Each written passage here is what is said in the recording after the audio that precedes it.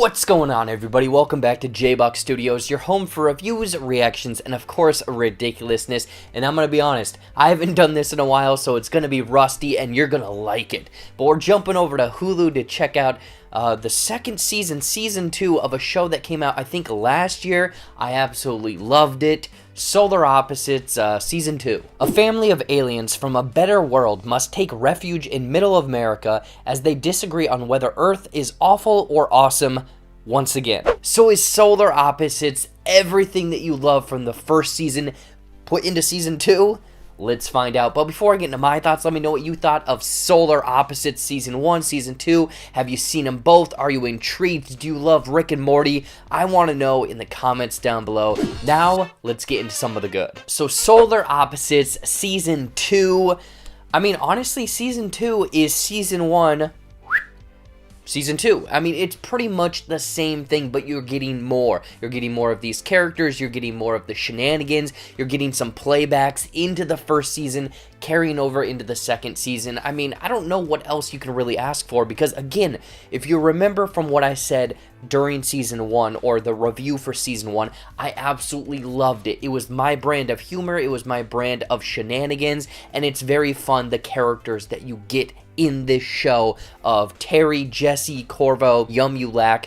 I mean, everything is still there, and it is just what I want in this series of, again, taking the jokes, taking the references, taking the TV show and movie almost plots, putting them into this animated world, and seeing these crazy, weird alien that came to this world that tried to be a family run through those plot points and whatnot. So, I mean, it's more of the same, but it's good in this world because it's the fun characters and it's bringing them back.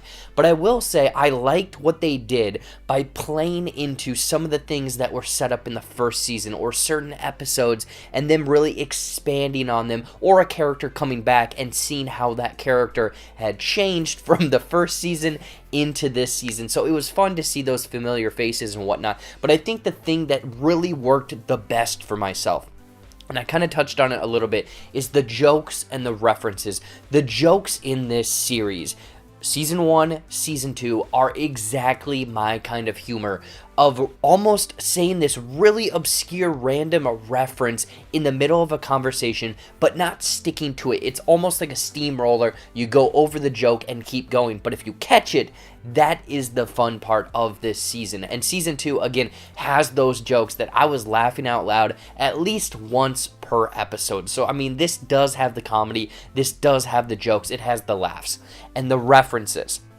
The TV show and movie references, if you're someone that has watched a bunch of stuff and you understand the plot points and whatnot, you're going to catch on quite a bit in this and really get a kick out of watching them literally do beat for beat from that movie, but taken into a perspective that feels a little goofy and weird, but fits this world. So the movie references and TV references, I thought, worked splendidly. That was probably the high point, the best part of Season 2 for myself. But overall, I mean, it's pretty much taking all of the great parts of Season 1 and put them in Season 2. Now, a bit of a con here where I said it's more of the same.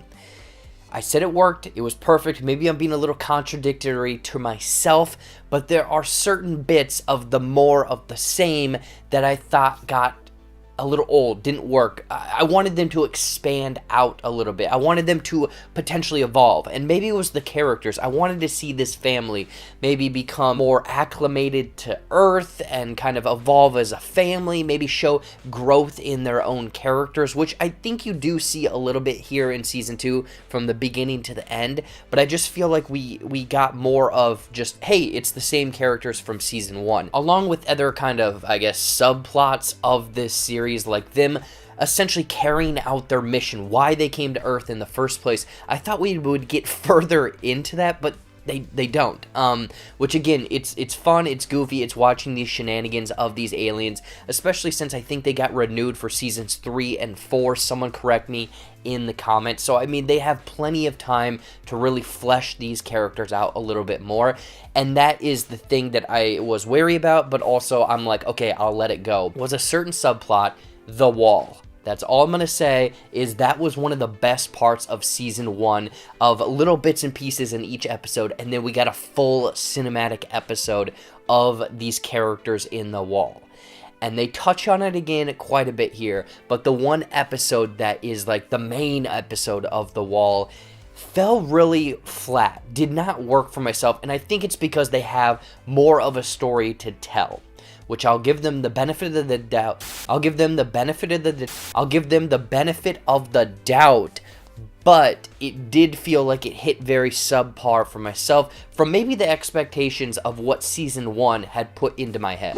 Overall, Solar Opposites season 2 is pretty much everything you love from season 1 into season 2. Again, with all of the fun characters, the references, the jokes, the humor, the animation, bringing it all forward, but with a few hiccups here or there of wanting the characters to evolve and some subplots not really like expanding the way I thought. I would highly recommend checking out Solar Opposites season 2. If you loved season 1, this is a binge-worthy thing this weekend, and if you are a fan of Rick and Morty and have not watched this, I highly recommend it. Jump over. There's 2 seasons now. It's the same brand of humor, and it is just delightfully funny and raunchy. In closing, I'm going to give Solar Opposites season 2 4.2 out of 5 funny alien families. So what did you all think of Solar Opposites season 2? Did you love it? Did you hate it? Have you not watched it? Did you love season 1? And definitely going to check out this season 2 this weekend. I want to know in the comments down below. Anyways though, as always, thank you so much for watching. Watch some more videos up there, or right over there, you know, brand new content every single week here on the JBuck Studios channel. More content coming this week, especially Falcon Winter Soldier. Every Friday we're doing breakdowns or reactions, so stay tuned for all of that. Follow my social media down there, including my TikTok. I'm doing a lot of videos over there, a lot of fun content. Jump over there and give me a follow. Otherwise, like this video, subscribe to the JBuck Studios channel, and until next time, we'll see you later.